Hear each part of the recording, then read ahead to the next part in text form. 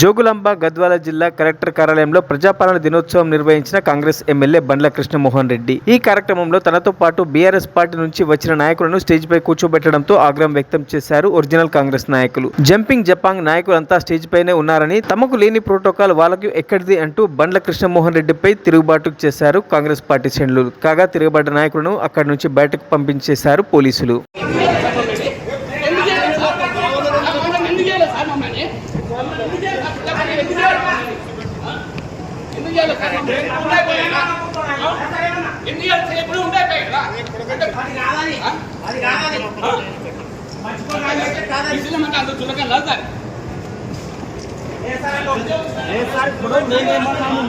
పద్ధతిగా ఏమన్నా చూడండి.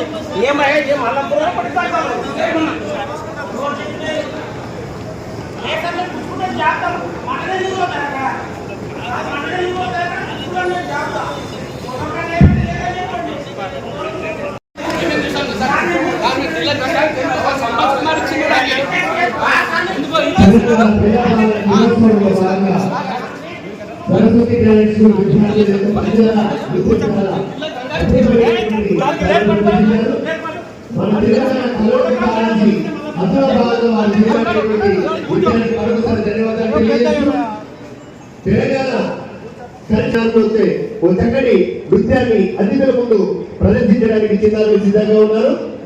మరొకసారి వారికి సాదర స్వాగతం పలుకుతూ